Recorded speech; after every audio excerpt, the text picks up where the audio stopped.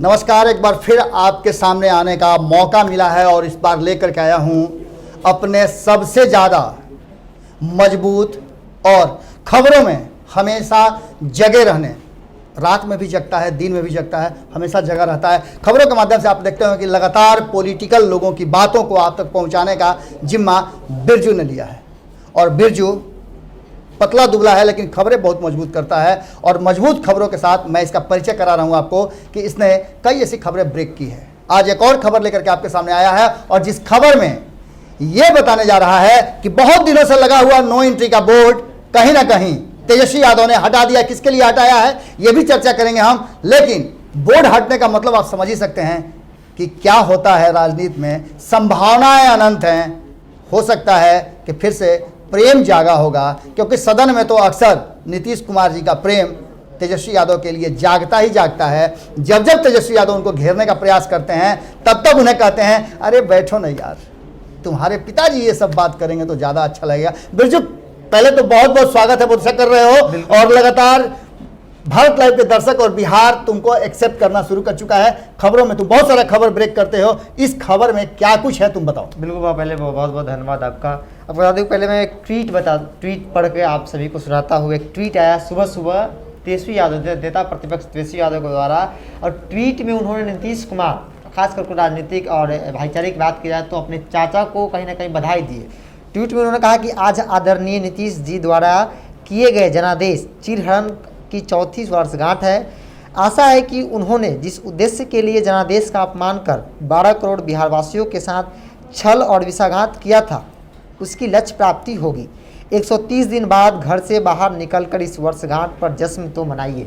उन्होंने ट्वीट कर, आपको बता दें कि ये ट्वीट इसलिए था क्योंकि आज ही के दिन कहीं ना कहीं 2017 में नीतीश कुमार, आज से 3 साल पहले नीतीश कुमार महागठबंधन से नाता तोड़कर एनडीए के साथ सरकार बनाई थी और उसी की 4थी वर्षगांठ पर उन्होंने एक ट्वीट कर बधाई दिया। और ट्वीट के बाद बिरजू, इस पूरी बात का मैं जब अपने हिसाब से मैं अगर विश्लेषण करूं और जैसा कि खबरों के माध्यम से आपने बता दी सारी बातें कि कहीं ना कहीं वो बातें, वो तलखियां आप अपने जीवन में भी देख लीजिए। जीवन के बहुत सारे पल में आपके पड़ोसी होते हैं जिनसे आपका बहुत अच्छा संबंध होता है, शादी ब्याह में एक साथ मिलते हैं, बहुत सारे आयोजन में एक साथ रहते हैं, लेकिन किसी कारणवश जब उनसे झगड़ा हो जाता है तो जब जब आपके यहाँ कोई ओकेजन होता है तो वो एक टीस रह जाती है कि मेरा पड़ोसी जो है वो नहीं होगा। एक साथ चुनाव लड़े थे 2015 में और पहली बार नीतीश कुमार का उंगली पकड़ करके सत्ता के गलियारे में सीढ़ी तक पहुंचे थे तेजस्वी यादव। निश्चित रूप से बड़ी सम्मान किए और उनके साथ उन्होंने राजनीतिक के गुर सीखे। हालांकि एक बड़े राजनीतिक परिवार से तेजस्वी यादव का संबंध रहा है, उनके माता और पिता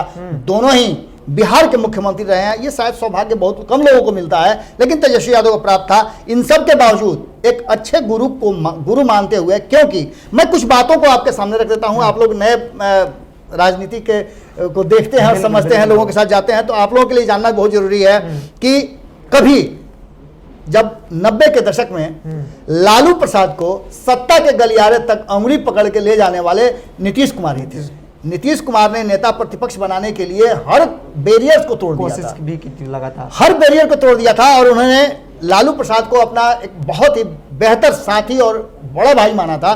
और इसके कारण नीतीश कुमार ने ही मुख्यमंत्री जब बन जाए बिहार के, लालू प्रसाद ये बातें की थी। और वही उतने दिनों के बाद, मतलब लगभग 25 सालों के बाद जब लालू प्रसाद के साथ पुनः वापस आए तो उन सारी बातों को याद करते हुए लालू प्रसाद ने उंगली पकड़ाया था कि नीतीश जी आप इन अपने भतीजों को राजनीति के गुर सिखाइए। और नीतीश कुमार जी ने एक अच्छे गुरु की तरह सिखाया जरूर, पर आपको बता दें कि कहीं ना कहीं एक गुरु से ज्यादा उन्हें अपना प्रतिद्वंदी नजर आने लगा तेजस्वी यादव में। और यही कारण है कि उन्होंने 2 साल से भी कम वक्त में आपको अलग कर लिया महागठबंधन से और फिर एनडीए में चले गए, क्योंकि उन्हें पता था कि एनडीए को, भारतीय जनता पार्टी को सत्ता के नाम पर वो हमेशा झुका के रख सकते हैं। लेकिन जो लड़का जिसके माता पिता दोनों मुख्यमंत्री रहे हैं, उसमें कब मुख्यमंत्री का भीतर से जाग जाए, इसको लेकर के बीच रास्ते में उन्होंने साथ छोड़ना ही उचित समझा।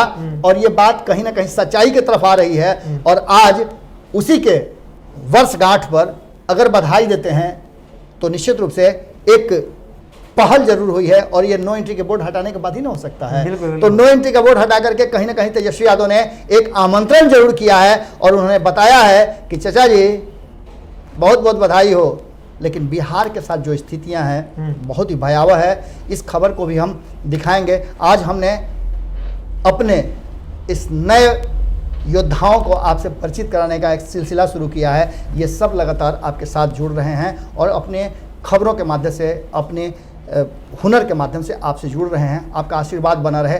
खबर निश्चित रूप से आप तक पहुंचनी जरूरी थी, इसलिए आज बिरजू ने जो खबर बताई है और लगातार ये खबरें बता रहे हैं, आपका आशीर्वाद बना रहे। और यदि आपको लगता है कि कुछ इन्हें बताना चाहिए, कुछ खबरें आपके पास हैं या कुछ इनके लिए सुझाव है, तो कमेंट बॉक्स में जरूर लिखिएगा। सहर्ष स्वीकार करेंगे। ये संपादक नमन मिश्रा जी के अंडर में है, इसलिए आप समझ सकते हैं कि एक्सेप्टेंस जो है इनका हमेशा रहता है आप लोगों का, और आप लोग के प्रति नम्र भी रहेंगे, इसमें कोई दो राय नहीं है। आपकी बात सबसे प्राथमिकता के साथ, आप जनता जनार्दन की बात रखने का इन सब ने ओथ लिया है। फिर मिलते हैं किसी खबर के साथ। हमें दे इजाजत। नमस्कार। बढ़ाएं अपना कदम सक्सेस की ओर शिखर करियर इंस्टीट्यूट के साथ। शिखर करियर इंस्टीट्यूट पूर्वी भारत में एकमात्र कोचिंग संस्थान जो एक्सक्लूसिवली है मेडिकल एंट्रेंस एग्जाम के लिए।